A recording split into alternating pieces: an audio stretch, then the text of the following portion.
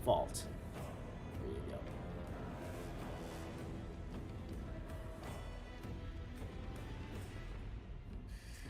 Let's see here. The Nightfall version. I remember when Nightfall came out. Long, long time ago. I was a kid. I was in high school then when Nightfall came out. For those of you who don't know, Nightfall is where Bane was introduced. Well, it wasn't where he was introduced, but that's where he got famous from, that Nightfall storyline. And what it was about was Bane let all of the villains out of Arkham, and then Batman had to try to get everybody back in. And then, he got so tired, Batman, that when he faced Bane, Bane broke his back. So that iconic back-breaking scene where Bane breaks Batman's back, which they actually try to recreate in the in Dark Knight Rises. They try to create that scene. But one of my favorite comic series. Now, I remember when that issue came out, I missed the first printing.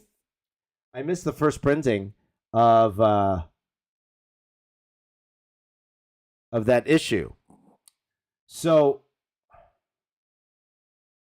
what I remember going into the news. What's going into the news? I remember going to the convenience store, and I saw a first printing there of that issue. I believe it was Batman 497. And Batman 497, if you Google it, Batman 497, it actually has this flap on the outside, this black flap on the outside. And that was the first, that's what that comic's known for, that black flap. So when I saw it in the newsstand version didn't have that black flap on it. It didn't have it. So what I did was I bought the newsstand issue, and then I bought a second printing of the comic. I carefully removed that black part, the black flap. I took out the staples to the first printing, and then I carefully put it on the newsstand copy. So I hacked my way in getting a first printing of Batman 497. Yeah, there you go.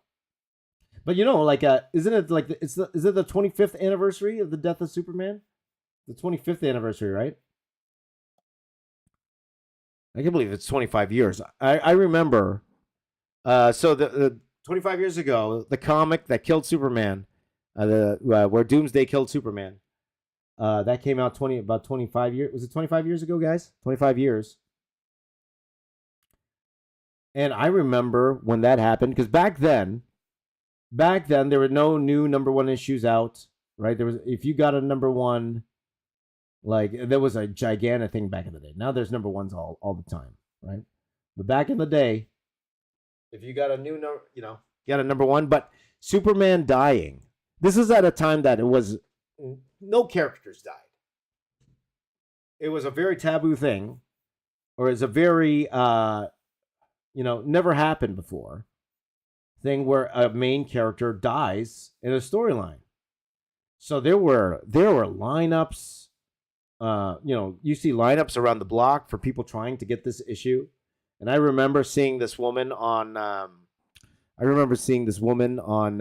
the news. She was so happy she got a first printing of the death of Superman.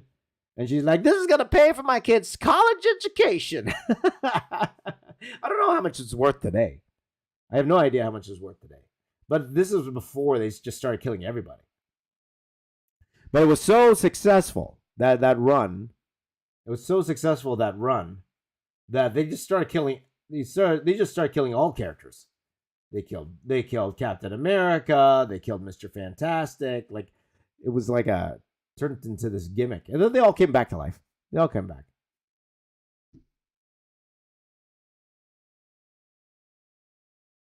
It's worth $25. That's it. I saw it on sale for $25 30 years ago. It's worth $25. And then that's why they did Nightfall. Because it was all about the new Batman coming, Azrael being the new Batman. That's what it was all about.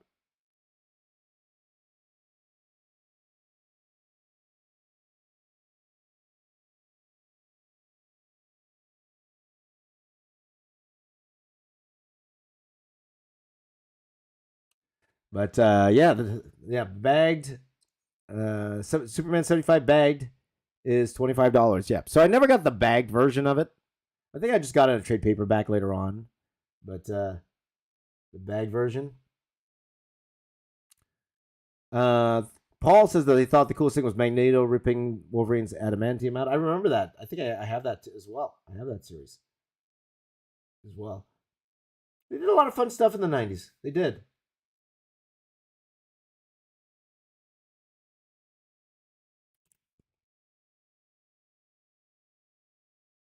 But one thing I heard a quote from, I forgot who it was, like one of the executives at Marvel, and they were saying that the storylines that they're creating in the comics right now, it's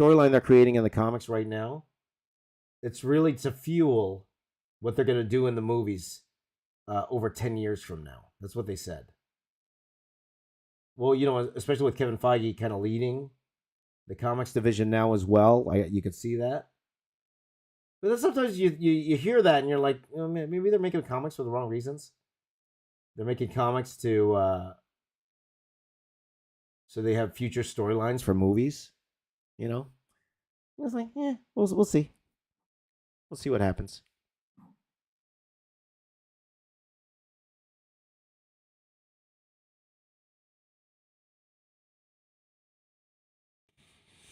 We'll see what happens. Thank you, Mario. Thank you very much. Yep. So, any other comments, guys? If you guys have any comments or questions, by all means, go to the community chat. And then that'd be the better place to ask me a question. Okay, I think I answered all the questions right. So.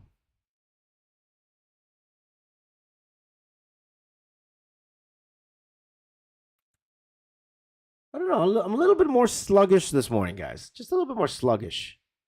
A little lower on the energy today. A little lower on the energy. It's because I started a little bit earlier than usual, maybe. But I think I slept as much as I do most nights. If not more, actually, because I went to bed at 8 last night. Usually I go to bed around 10:30, 11, something like that, and then I'll wake up at 3. But I went to bed at 8, and then I woke up at roughly around 2-ish.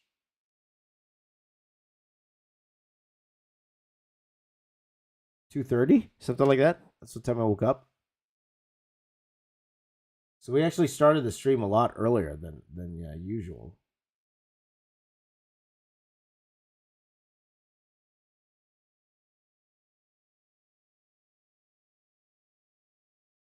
A lot earlier than usual, but that's okay.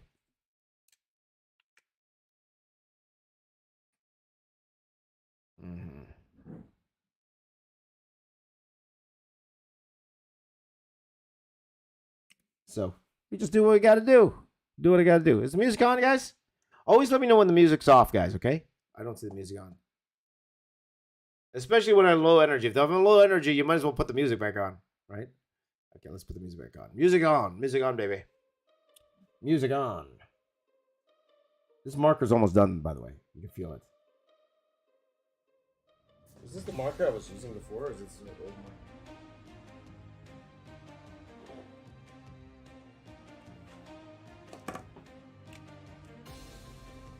Oh, maybe this was the old marker. I had working with 2 markers. Maybe this was the old marker. It's like running out. Running out.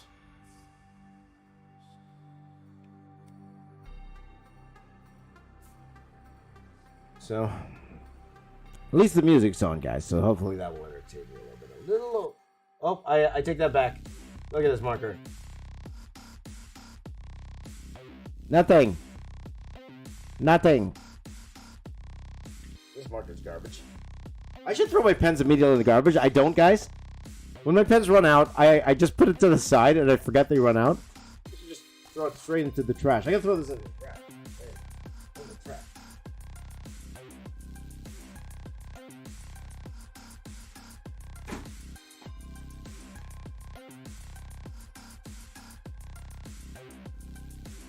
I threw it in the trash. It's garbage. It's garbage. There you go. Let's see here. Any other questions, my friends? Oh, one more. New questions. Yes. Okay. A couple questions here. Knuckle Sandwich asks, if you were offered to be a part of 1000's biggest YouTube art collab, would you participate? I don't know. Maybe. He's definitely one of the newer guard of art YouTuber, 1000 and all those guys. And he does some great things on YouTube for sure. I don't know him at all. I've seen a few of his videos, but I'm not too familiar with him. So if he invited me, I'd listen. It doesn't mean I'd be a part of it, but I'd listen for sure. So maybe. But a lot of these newer art YouTubers, they're all coming up now. The new guard. I'm definitely part of the old guard of art YouTubing. So all good, my friends. All good. It's good. It's all good. How good is it? All good. All good, my friends. All love too. All love. So, next question from Brian. Are you familiar with Billy Tucci's She? It was part of the Bad Girls era with Vampiro and Lady Death. Absolutely. Love She back in the day. I saw Billy Tucci at a comic convention in Canada. One of the first ones I went to. And I got him to sign my She comic. I have a few of the She comics, actually. I really like She. I wonder what he's doing now. I wonder what Billy Tucci's done now. Not Stanley Tucci, guys. It's a different guy. Billy Tucci. I have no idea what he's doing now. Billy Tucci. I think I saw him doing some Kickstarter stuff. If I'm not mistaken, but I have no idea what he's up to now. But yeah, I really liked She back in the day. It's a cool character. I remember though, for his comic company, I think the next because I think it was called Blue Water Comics or something like that. Blue Water. I don't remember. Nor do I have the. I'm too lazy to go look it up, but I don't really care. But I remember the next comic series he had was something called The Dolls. And then I contacted them, like, I wanted to do a pinup of the Dolls, and they told me go for it. So I did a pinup of the characters of the Dolls, and I sent it to them, and they're like, "Yeah, this is great. We're gonna publish it. Okay, fantastic." And then when they published it, they put it in the fan art section, and it was tiny. It was like it was so tiny on the it was like so tiny on the page, like this small. That's smart. Like, oh, okay. I guess they didn't know I was like a professional artist. I guess, but I don't know. So yeah. Oh, Crusade Comics. Yes, Crusade. That's right. Crusade. What was the Blue Water one? Was that Blue Water? What was that from? Okay, maybe that wasn't related to Stanley Tucci. I go call him Stanley Tucci. That's a different actor. How great was Stanley Tucci, by the way, in Batman? He was great. Eh? He was great. Thank you, Abba. Thank you. All right.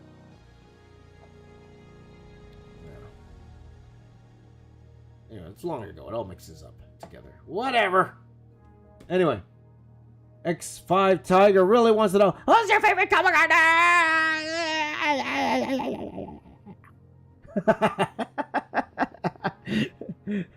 That's what I think that's what I think you sound like with all caps, you know. Who's your favorite comic artist?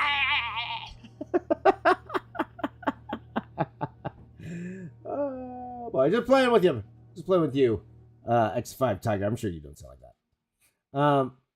And my marker's running out, my friends. Running out. That's what daily streaming will do to you.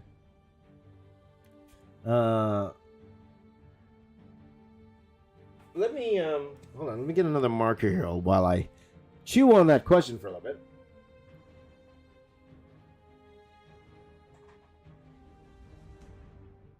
It's hard to say right now. I don't know who works right now in comics. Because I don't really read comics as much anymore. So, Like I already told you guys, my big six when it comes to my influence, the big six I like to call them. So of course, Jim Lee, Alex Ross, David Finch, Travis Charest, George Perez, and was it Jeff Darrow? I think Jeff Darrow. We could turn that into Magnificent Seven. I'll put Art Germ in there as well. Art Germ. I'll throw Art Germ into there.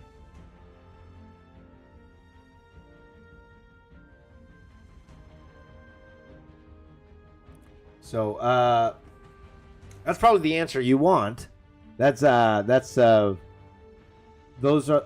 artists that probably influenced me the most into what I do and my style. Now I'll tell you an artist. Someone asked me before which artist do I like online, and I was trying to remember his name, but there's this one poster artist. His name is, I think he's Korean. His name is XSE something or other, but he does these movie posters that is it's stylized, but the actors that he draws, they look so realistic, but when you zoom in, they're really just like blocks of color. And I absolutely, it's like, for me, it's mind blowing for me what he's able to do with those particular characters or that particular art style. I think it's pretty incredible. It's pretty incredible what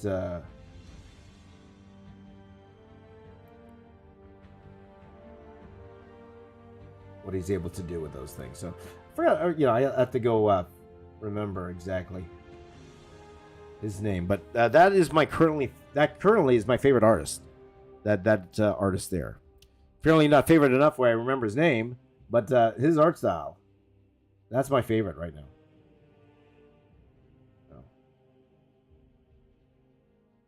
Oh, no. You know who my favorite artist is these days? It's I think it starts with A. AI. That's it. AI. There you go.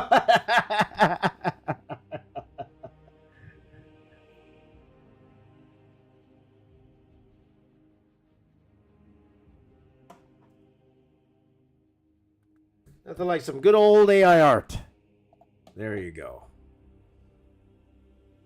There you go. Some AI art for everybody. Where's Bane? Where's my Bane reference? I lost my Bane reference. There you go. Lost my Bane reference.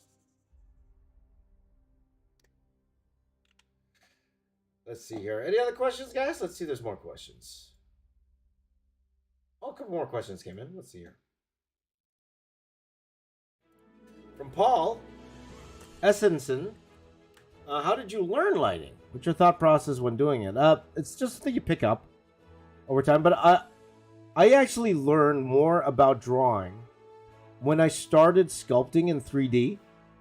I was a 3D modeler for movies for a while, actually. I think for about 4 years, 3-4 years before I transitioned into matte painting. And I learned so much about lighting because you have to actually light those characters.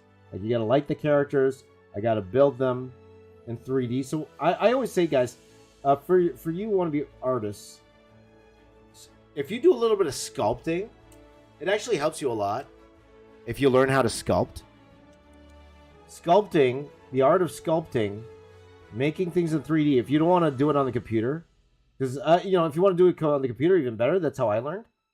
But if you want to, even just sculpting itself, I think you will learn a lot about doing things like lighting and posing and definition by learning how things work in 3D as opposed to just 2D, like we're doing here. So, maybe go and download a copy of Blender. Blender's free on the internet if your computer's powerful enough to use it. But download some Blender and then give it a shot. Because I actually learned a lot from working in 3D. So there you go. Oh, really? Oh, so you want Billy Tucci to interview me, eh? Oh, that's different, Brian. You perked my interest just a little bit. Just a little bit. Just a little bit. Again, I am extremely busy, but I'll take a look at the invitation for sure. I'll take a look at the invitation. That's cool. Well, what's the interview show called? What's the interview show called? So I see what you were doing. You wanted to see if I knew who Billy Tucci was before I so you could try to sell me on it. I see that sales tactic that you got there, Paul or Brian. I see what you're doing there. I see what you're doing. I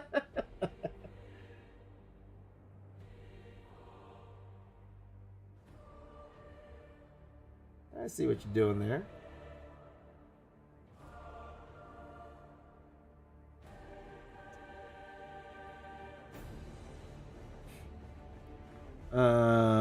Let's see here. Pop XP. Okay, I'll check it out. Pop XP. I'll check it out, my friend. I am very busy over the next few weeks. So if we do it, it probably won't be for a while. Oh, even Graham Nolan, really? Wow. Okay, this is legit. Not saying I never thought you were legit, my friend. Not saying because and if I'm gonna be honest with you, Brian, I've been getting a lot of interview requests recently from a lot of people, a lot of people, especially kids. A lot of kids want to interview me. For sure, and again, as much as I'd love to help every single one of them, it's one of those things where if you do it for one, you gotta do it for all. You gotta do it for all, right? I can't say, I don't want to make it feel like one fan is more important than the other.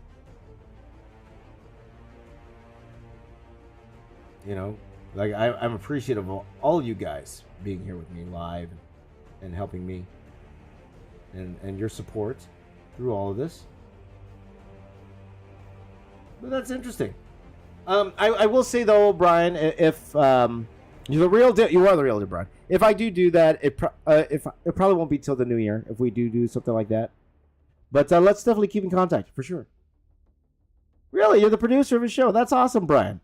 That's awesome, Brian. That's awesome. That's cool. The people you meet on the internet. The people you meet on the internet. It's the people that you meet when you're walking down the street. It's the people that you meet each day. Woo! So we'll see. I'll let you know, Brian. I'll let you know, but I'll definitely take a look at your invitation. Did you email it to me? That invitation, by the way. Email me at contact at jamesraysmedia.com. It's the email that's on this channel. So email me there. Okay, my friend? Email me there. We'll talk.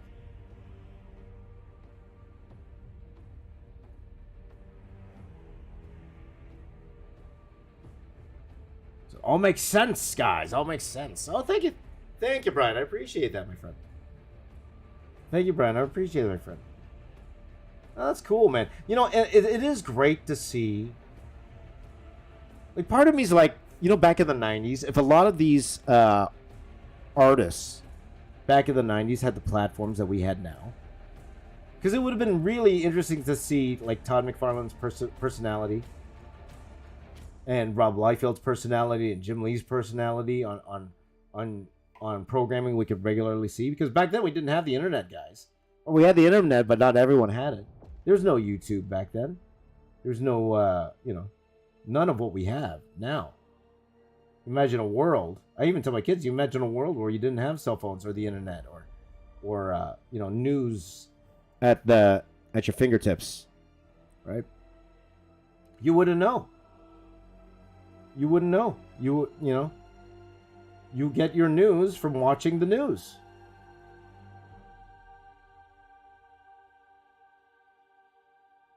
You get your programming or you get your entertainment by studio networks who kind of determine what you watch. Or what they think you would watch. So they could get the ad revenue, right? So it's a much different time. I'm not saying it was better back then or anything. Like there's advantages and disadvantages to every era of time. Every era of time. So there you go. We just did an Image Founders run. Jim. Oh, you got Jim. You got Jim Valentino on there. Wills, Eric, and Mark. That's awesome. You've been awesome in there. Yeah. Shout out David Thompson. Shout out. Hey, you got some heavy hitters on that. You know what? I'm actually very honored that you are considering me for this show. With that murderer's row of line of talent there. I met Eric Larson. I did a quick interview with Eric Larson. You'll actually see that on my channel. I did a quick interview with him a while ago. For those of you who don't know, Eric Larson, he's the creator of Savage Dragon. Still doing Savage Dragon to this day, right? If I'm not mistaken. Right, Brian? Still interested in doing... Still going strong on Savage Dragon. I think. I could be wrong. Again, I haven't read comics in a while. So... Thank you. Thank you all. Welcome. Welcome. Woo! But love Savage Dragon. Again, it's one of those things where I would actually love to do an Image Comics piece, and now I can, right? Now I can. Maybe not this weekend, because this weekend we're doing Turtles. The Professionals. Is that what you call yourself? The Professionals. Oh, I see. Graham Nolan, Billy Tucci, Andy Smith. Oh, yeah. You know what? I have seen your show. There you go. Art the Bear. I remember Art. Black and White. Yeah, that was the comic book series. Black and White comic book series. I absolutely love. Like these are guys you mentioned here, like Billy Tucci, Art the Bear, Dan Frank, like guys that I would watch. Some of my favorite comic artists of all time. Okay, I've seen your channel. I have seen your channel before. Didn't click in. I have seen the stuff you guys been doing over there. Pretty cool, man. Sweet.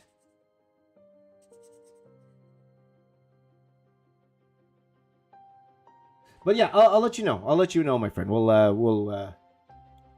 take a look at it. So that's the name of their group, eh? That's the name of their group. Right on. Danny's new. Welcome, my friend Danny. Okay. So next question here.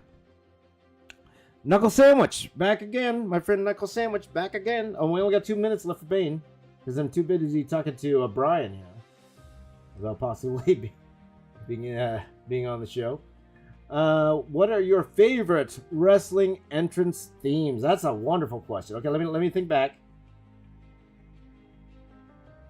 Right now, it's The Acclaimed. The Acclaimed is my number one right now, personally, because it's hilarious, right? Because everyone, you're glued because you want to see what Anthony Bowen says. Or not Anthony Bowen, you want to see what the other dude. Not Anthony Bowen, the other guy.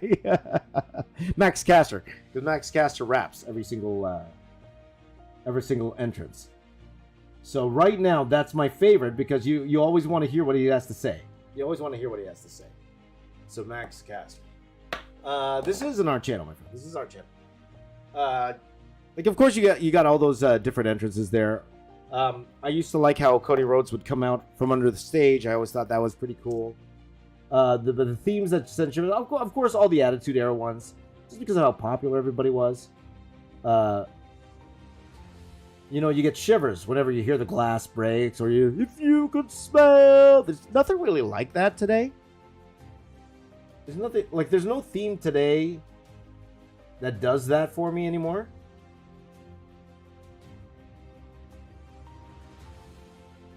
Like, I do like Roman Reigns' new theme. I do love Roman Reigns' new theme. I think that's pretty good. I'm a big fan of, whatever your thoughts are on Hulk Hogan, but I love his Hollywood Hogan theme. You know that Hollywood Hogan theme? I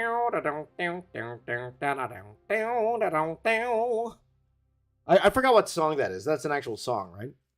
They had to pay apparently they have to pay like a ton of money every time they play that song, right? The Hollywood Hogan song.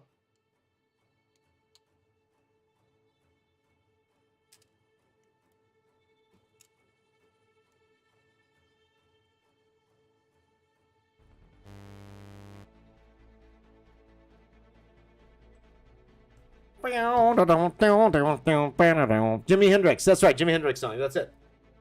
Thank you, guy friends. Jimi Hendrix song. That one.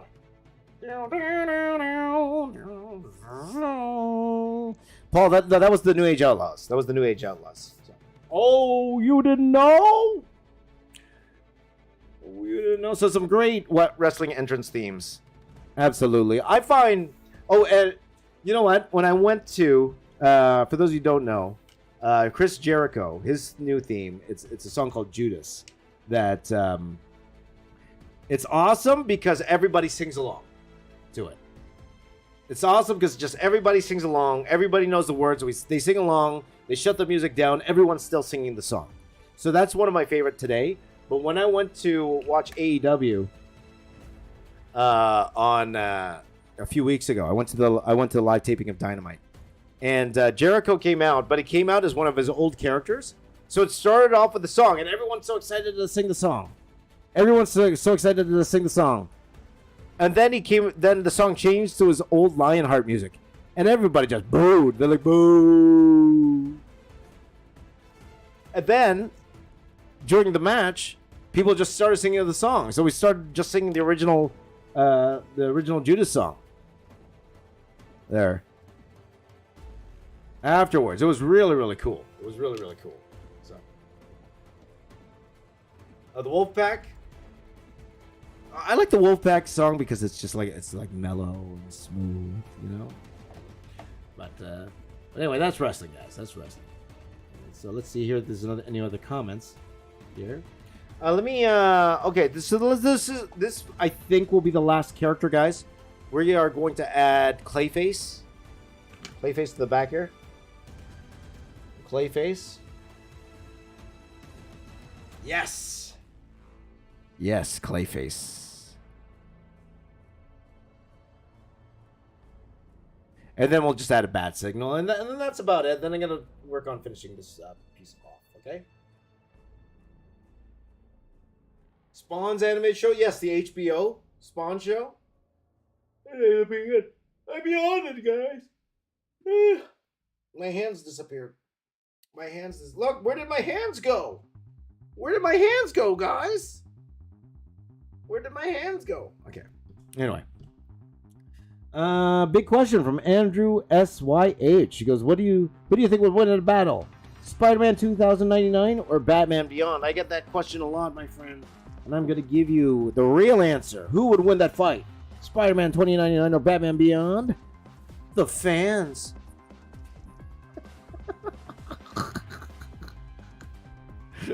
I don't know. Whatever makes the most money. How about that? Would that work? I just said that? Whatever makes the most money. There you go. Who do you guys think would win that fight? Batman Beyond or Spider-Man 2099? You know, when that 2099 series came out back in the day, long time ago, I was too late to pick up. I was too late to pick up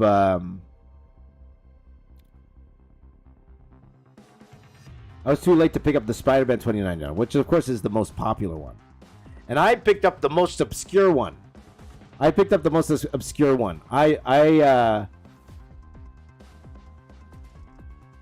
a book called Ravage. Ravage 2099. That was the one nobody wanted. Nobody wanted that book, but I bought it for some reason. It was okay. It was interesting.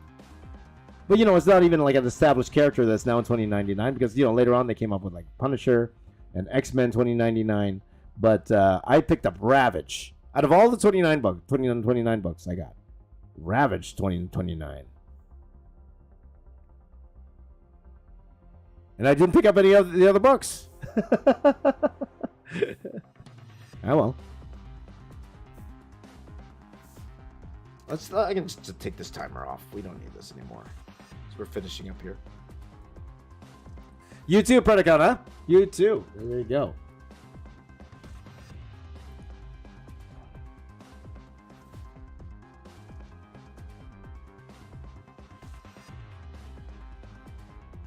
You too.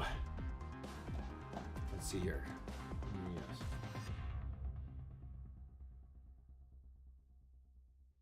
So let's see here. Next question from Roger Mendoza. My friend Roger, how you doing, buddy? Since you're drawing the last character for today, and you said you're probably going to draw TMNT, what other things are on your list to draw in the streams? Now that we mentioned it, we talked about it, I would love to do an Image Comics stream. Again, newer people won't know who they are. But if I did the original characters, so if I drew Spawn, Savage Dragon, if I do Shadowhawk, if I drew maybe I'll add Spartan or Zealot or Grifter. Who's the most for those of you old school comic fans that are here? Maybe even Brian, if Brian's still here. Who would you say is the quintessential Wildcats character? I would say because maybe Grifter. I think he comes to mind more than Grifter probably, Brian, right? Grifter, Ripclaw. Or what would you say for Cyberforce? Would you go Ripclaw or would you go Striker? Would you go Grifter or Striker?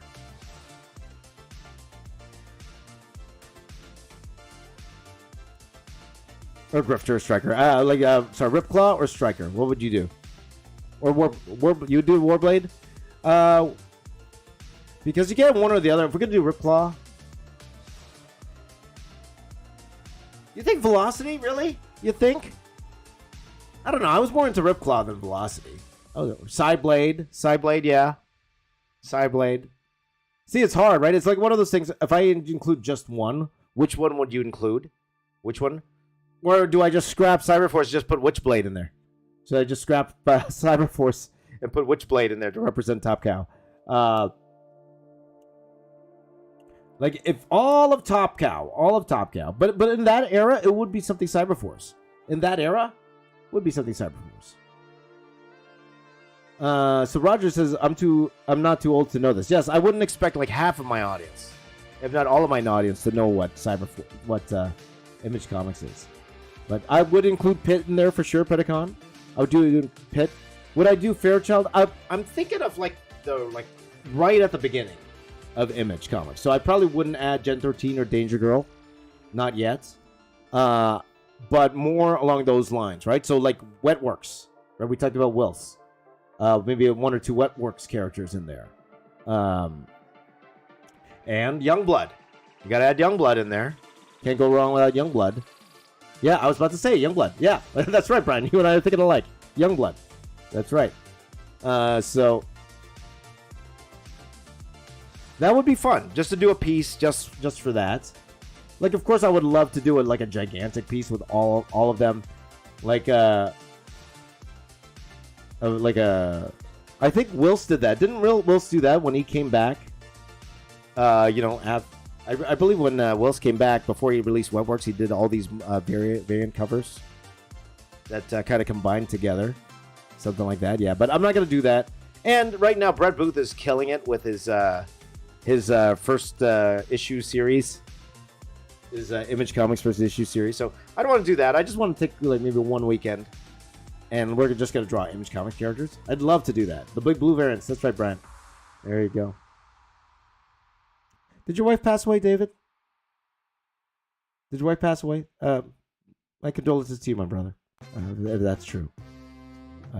So I'm so sorry to hear about that. And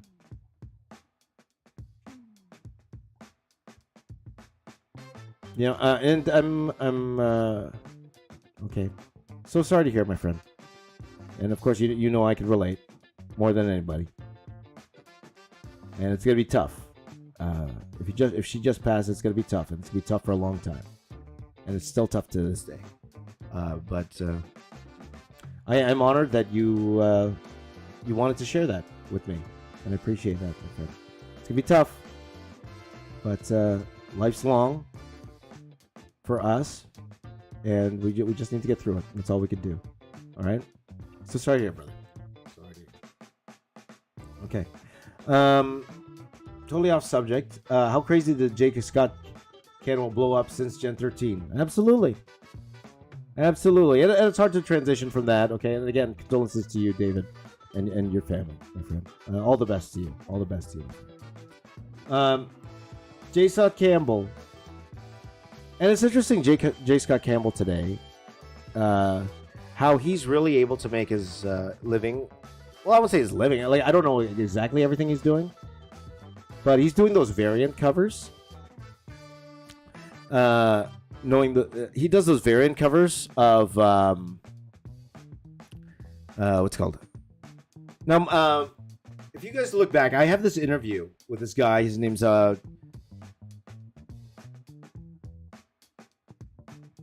is it John Michael Christopher? Tyler Christopher?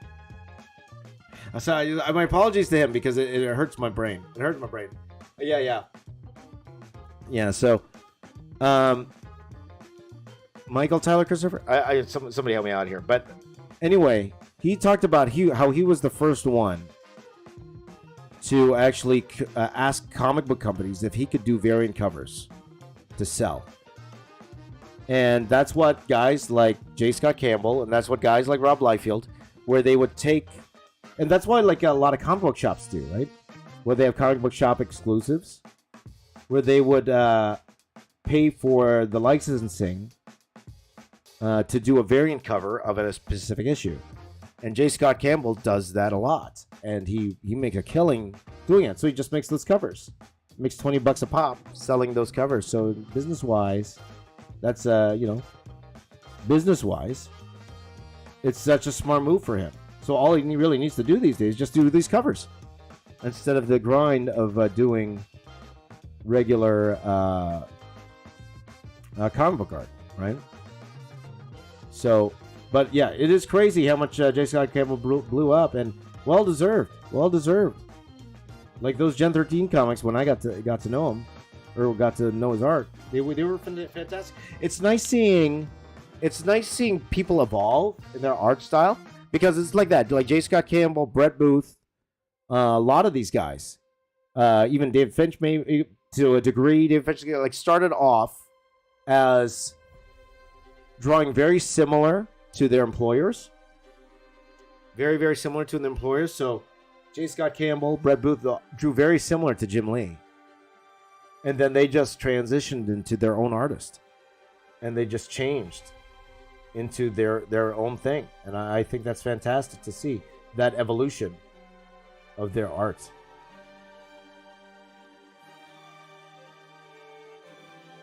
Yeah. So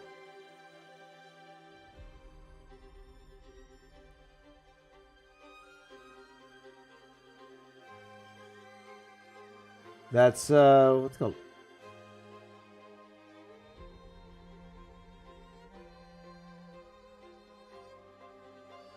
And that's what I hope for all of you guys, that you guys find that voice. I'll give you another example of that. Whatever your thoughts on him, his name is Pat Lee, my old boss. I always say Pat Lee. I'll just talk a little bit about Pat. Pat Lee, business aside, was a really fun guy to hang out with. Okay, business was the business. If you ever want to read about the business of Pat Lee, you could Google it. And for the most part, a lot of what you read is true. But as a person, as a guy, I used to karaoke with Pat Lee all the time. Me and Pat Lee, we would sing all the time. And talk about a guy who evolved his art, because he started off as a Stephen Platt clone. You guys don't know Stephen Platt? Oh, Stephen Platt should be in my top 7 artists, actually. I forgot to add Stephen Platt. Stephen Platt, my top, one of my top artists, right? But Pat Lee used to draw exactly like Stephen Platt before. He was like the Stephen Platt clone. And then he changed it to something completely different. He completely changed it into that anime style that he became famous for afterwards. So talk about changing your style. There you go. That's right. That's right, Brian. There you go. I was Pat Lee's background artist for a long, long time. That's how I started my career, as Pat Lee's background artist. I was Pat Lee's number 2. That's what some would consider my art as, by the way, number 2. But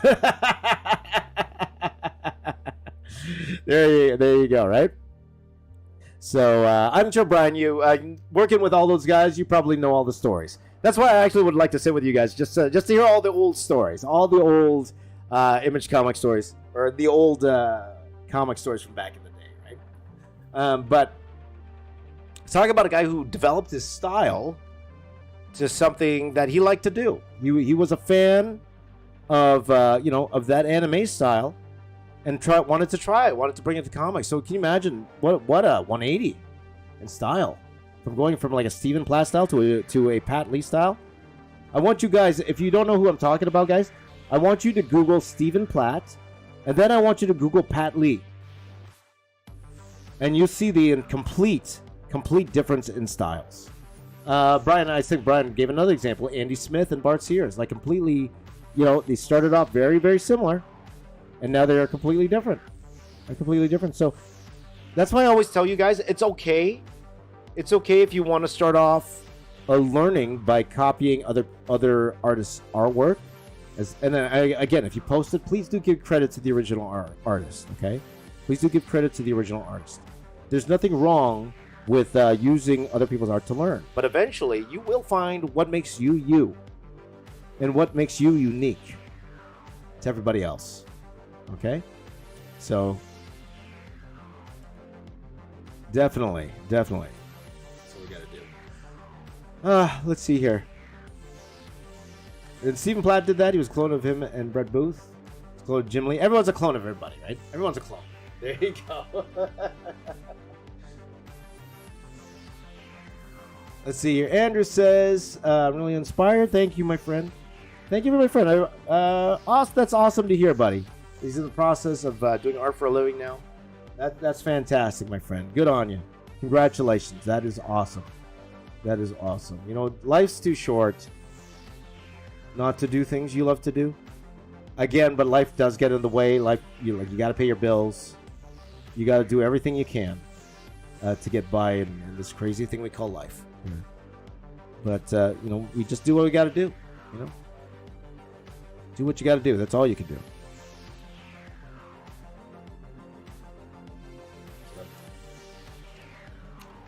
Let's see here.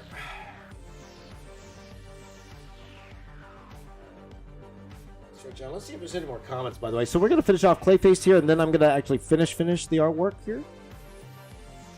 So I'm going to actually, I don't usually do this, but I have a little bit of time here. So I'm actually going to black out the background.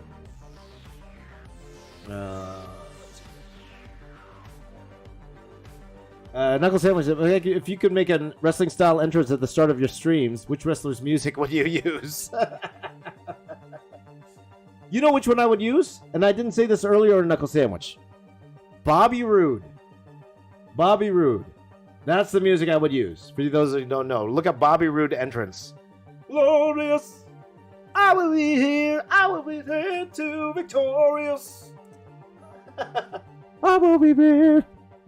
I loved Bobby Roode's entrance before. Oh, and that guy fell off, eh? Like, he's still with the WWE, but dude, like, he was the man before. I used to love Bobby Roode. They kind of neutered him when he went to the main roster, but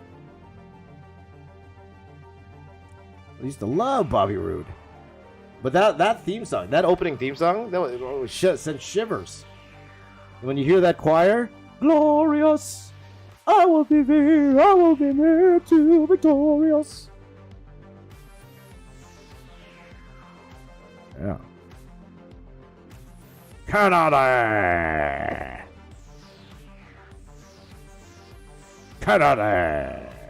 Anyway.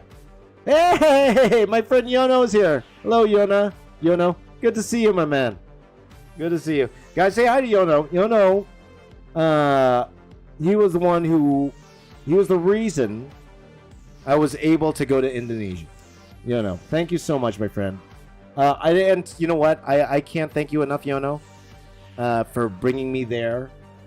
I told everyone on the stream, my trip to Indonesia and Bali was probably the best place that my wife and I went to. my last real trip with my wife. And I have you to thank for that, buddy. I really have you to thank for those memories with my wife. So thank you. From the bottom of my heart, thank you so much, Yono, for bringing me over there. I really appreciate it. It means more to me than you'll ever know. Thank you. Yeah. So, but Yono really helped me. Thanks to Yono. Yeah, I'd love to go to Bali again. I'd love to go Bali. I'd love to go see you guys again over there. It was they recommended me. It was you, right, Yono, who recommended me to go.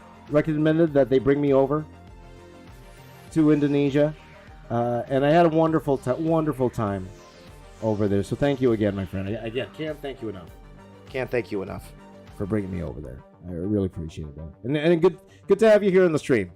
Good to have you here on the stream as we're trying to finish up this Batman the Animated piece in a Marvel style. But yeah.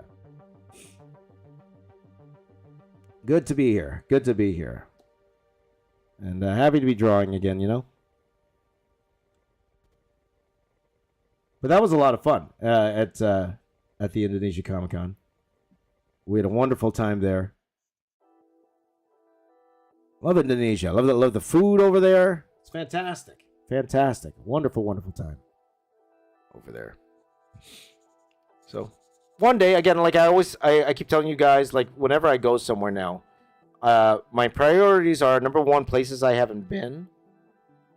So that's why I'm not clamoring to go to places like California anymore or New York or anything like that. Oh, thank you, brother. Thank you, Yori. No, thank you so much. I appreciate it. But places like California and Florida and all, I've been there. I've been there many times. I don't need to go there anymore. I want to go places, number one, places I haven't been. So do you like Europe? Yeah. Thank you, Predacon King. I appreciate that, brother. Thank you, Predacon. Appreciate that. So number one is to Europe, because I've never been, like I've been to Paris, but I haven't been to the UK. I would love to go to the UK. A lot of places where you guys live, I would love to go. But Paris again, because again, the other places I want to go, if I've been to them already, where I had the greatest memories with my wife, because I want to show my kids everywhere we went. So my kids went with my wife and I when we went to Paris. So I want to show them everywhere we went to in Paris. My kids haven't been to Indonesia or Bali before. I want to bring them and show them the beauty of that city. You know, like places like Singapore. My kids weren't here when I went to Singapore. I'd love to show them. So those are when I'm talking about travel, guys. Those are my priorities. Those are the places I want to go. You know, my kids are getting older. My daughter, she's going to be starting college soon. My oldest daughter, you know, they are getting up there in age, right? So, would like to go to Hungary, Budapest, Hungary? Absolutely. I'd love to do like an entire Europe tour. You know? Of course, all the better if I can attach it to a comic convention or something. In that end, so if you guys can recommend to me a comic convention in your area that you would like me to go to, yeah, let me know. Let me know. I'll look into it. You never know.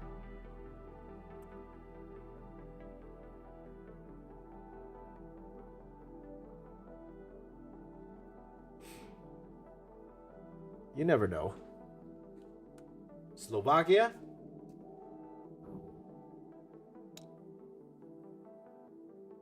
Let's see here. So we'll see. We'll see what 2023 holds. Probably not going to do any more traveling this year. I think that trip I took in September, late August, September, it really kind of tired me out. We did a lot over a month.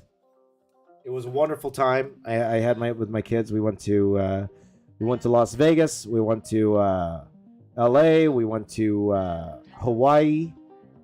and then back to San Francisco after to see some friends. Also to put on my shows in those areas. I got to meet Michael Alfin in person. But yeah. Yeah. So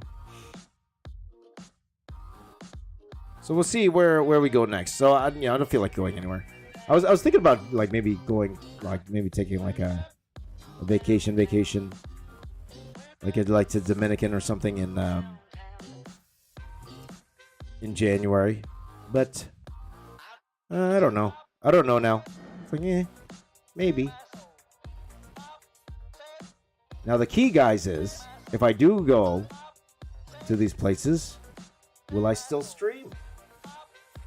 We'll try. We will try. Okay, guys. I think we're just coming down to the end of this. This is, good enough, and it was a lot of fun. This particular piece here, it's a lot of fun to do.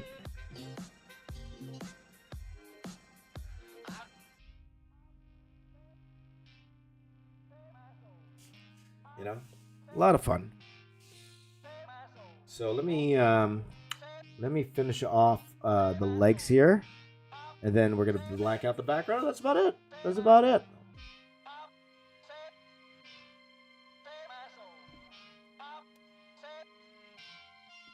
So let me just erase that there. By the way, let me check if there's any more questions here when I do this part, because this is a good place to ask questions, guys, because it's really really no brain work. Really no brain. I'm just gonna go here and I'm just gonna start blacking things out and stuff. So if you have any questions, guys, now's the time. Now's the time. If you have any questions, we can do some rapid fire questions if you want. Let's finish this piece off. Mr. Freeze? Nah, there's no space. I didn't leave any space for Mr. Freeze. I could put it over here on this side, but kind of wouldn't make sense. So let's just do my finishing touches. So the thing I need to finish, first of all, is this cape here.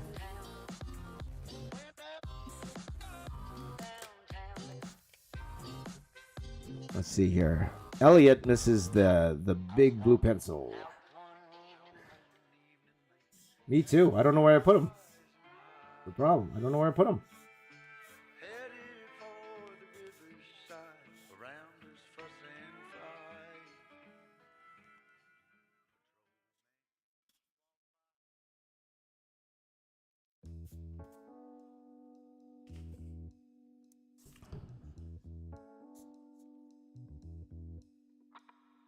So, let's just finish this thing off. So at this point, guys, I'm just trying to complete certain parts of the characters here. As you can see, the legs aren't done here for Robin and Batman. So just adding, doing the final touches.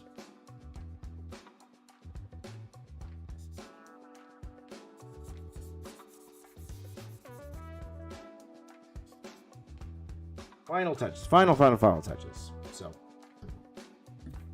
there you go. There you go. From Brian again. He said, if you decide to do your own comic, do you already have the idea and story of what you want to do? If I did do a comic, Brian, it would be, it would have to be revolve around my kids' characters. If I were going to do a comic today. Myself and my friend Chris Saracini. I actually mentioned his name. I'll mention his name. Chris, we were developing my kids' comics earlier, before the pandemic hit. We were in talks of. Actually, even after that, I'm sorry, before my wife passed away. We were in talks to develop my kids' properties. Or my kids' designs. You seen those videos where I drew my kids' designs? It was very, very popular series. We were in talks about how we could convert that into a comic, and I actually even had an artist lined up. I actually did. So I wouldn't be drawing it. I would be doing all the covers, of course, and maybe like short stories of it. That was the original plan. But if you ask me, I'm going to do that now. I don't know, a little unlikely now. But yeah, we had a story that we were developing. So if I do that, it will be with him, with Chris. But we'll see. We'll see, my friend. We'll see.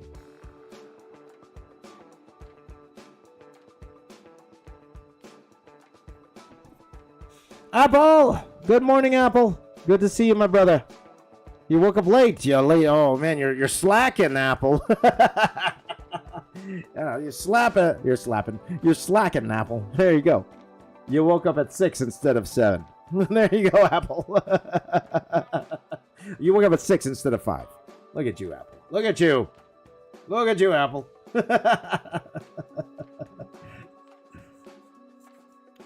Gotta get the money, Apple. Gotta get the money. So let's finish this off here. My buddy Apple's here. Everyone say hi to Apple. Everyone knows him as the owner of the Alamo City Comic Con. Good to have you here, Apple. Apple, I was telling Brian here that I would love to do an Image Comics piece. That'd be a lot, and we know Brian knows all those Image Comics guys. There you go. Yono likes Lobo. I like Lobo too. Who do you think's gonna play Lobo?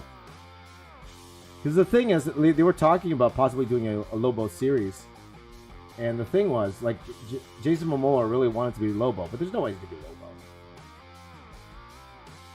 He's already Aquaman. Because I don't think they would do that. I don't think they would pull a what's her name? What's her name? The girl who plays Circe.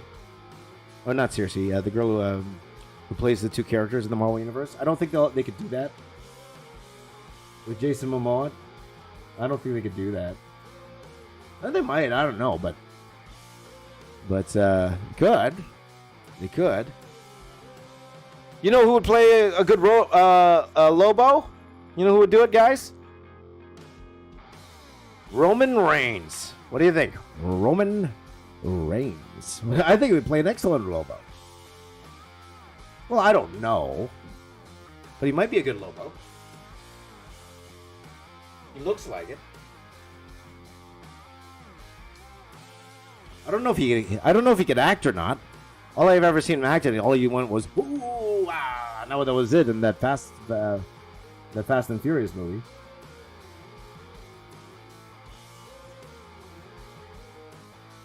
You know, and we'll have Paul Heyman as the Penguin cameo in the movie. Roman Reigns. So yeah. Whatever. Oh, thank you, Yodo. Thank you. Yeah, that's right. 1.5 million. I wish they all watched my videos, though, if I'm going to be honest with you there, Yodo. I wish they would all watch my videos there, Yodo. I'd be set for life if they all watch my videos, but they don't. But that's okay.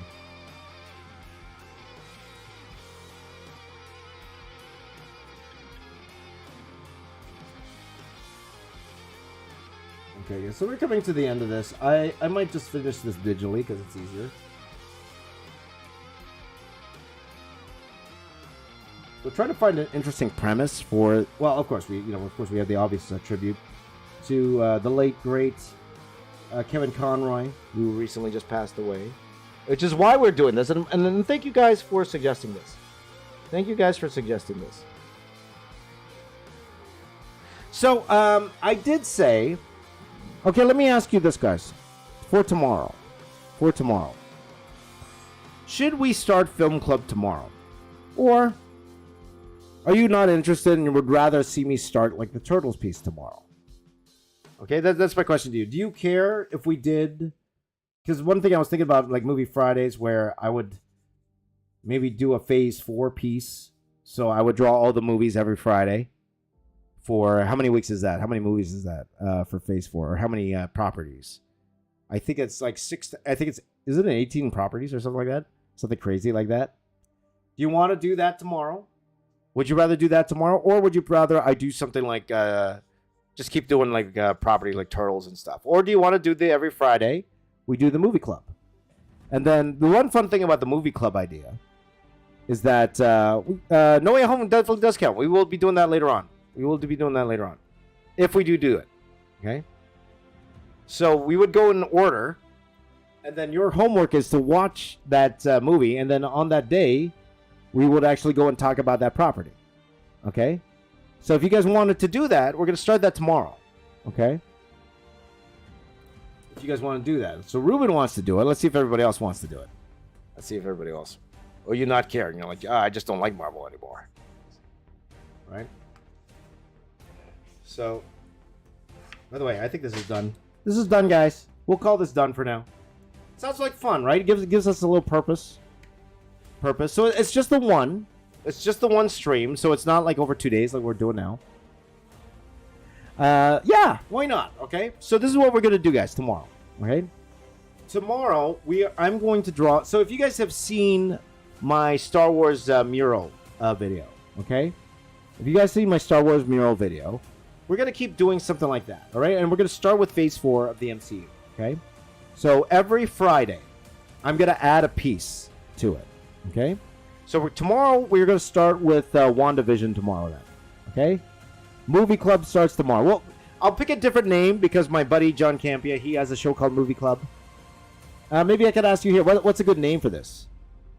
Like I am the box office artist. Box office bits. I don't know. What do you guys think, right? But every Friday, and then once we run out, because that will bring us 18 weeks, right? So that will bring us to, how long will that bring us to? Let me grab the calendar here, guys. Let me grab the calendar here. I'm in timeanddate.com. Let's go to full year calendar.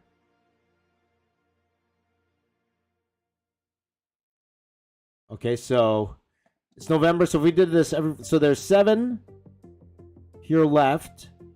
I believe, if I'm not mistaken, can you believe that, guys? Talk about, we were talking about before. We were talking about, and for me, the reason Marvel doesn't interest me as much as it used to.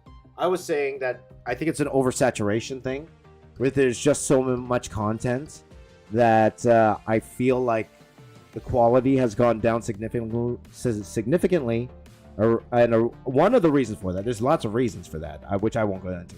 But one of the main reasons for that, I think, is because there's just too much, and they're not concentrating on what they should do, right? So, box office movies, somebody call. First rule of movie club, don't call it movie club. There you go. So, there's literally, in Phase 4, 18 properties. If you include the Guardians of the Galaxy holiday special that's coming up in I believe in a few weeks. 18 properties. Can you believe that? 18 properties in Phase 4. Yeah, The Last Ronin is pretty awesome. Last Ronin's pretty awesome. There you go.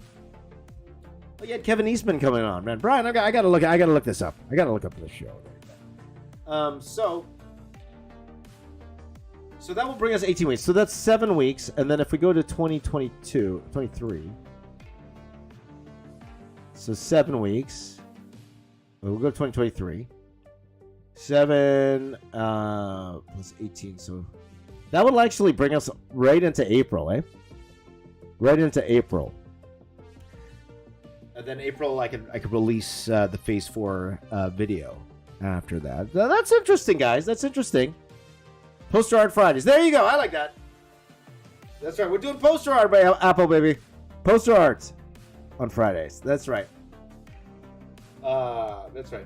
Yono wants more Pokemon. I want Pokemon, Yono, but people aren't voting for it. I put that in the poll twice. They didn't want it. They didn't want it.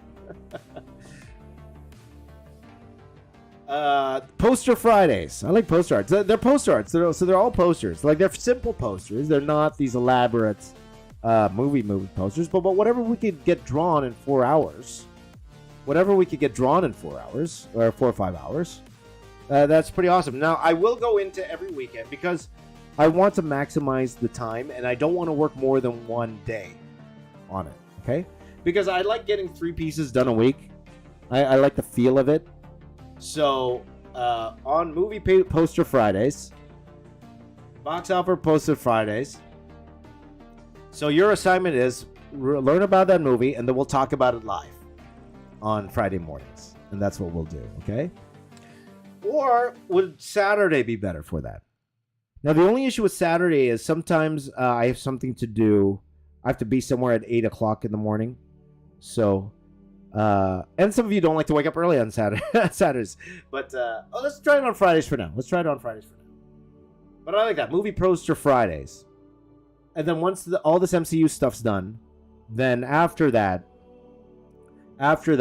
we could do other movie posters. We could do the next set, whatever that's going to be. So whether that be, we could do... you know what would be fun? You know what would be fun before the MCU stuff? If we did all... like maybe we could do after that. Let's get our feet wet with Phase 4. After that, we could do things like everything pre-MCU.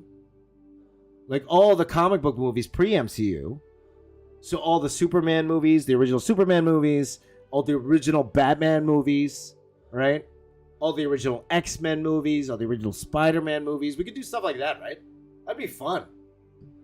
See, I'm more interested in that. I'm more interested in that than doing the Phase 4 movies. I'm way more interested in that than doing the Phase 4 movies. You know? So, you know, I'm a little scatterbrained now. I'm not sure. Should we do WandaVision tomorrow, or should we do something else? You know, we should do Spider-Man instead. We should do Spider-Man, the first Spider-Man movie instead. But that's fun, guys. That's something we could do every Friday. That would be a lot of fun. I'm going to enjoy doing that. The Spawn movie, you know you're talking, Apple.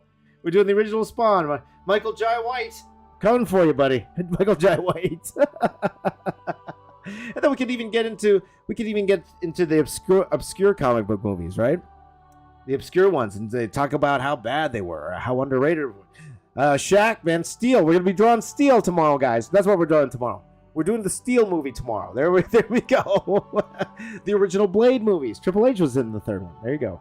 Ryan Reynolds and Triple H in the third one. The Mask. Howard the Duck. Like you guys are, you're naming all of them, man. You're naming all of them. How fun would that be? Wouldn't that be fun? That'd be a lot of fun. You know, see, part of me wants me to do this twice a week now. Like one MCU, one barbed wire, Apple. Oh, Apple. Barbed wire. Oh, Pamela Anderson, right there. Barbed wire. There you go. That's fun, guys. That would be fun. So we can start with all the comic stuff, right? We can start with all the comic stuff just to get our feet wet, get going, seeing how this is going to work. And then that's what we'll do. All right. So we'll start that tomorrow. Okay. We'll start that tomorrow with WandaVision. Okay. Not a movie.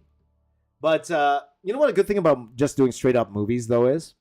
The good thing about doing straight up movies is that it's easier for people to catch up on.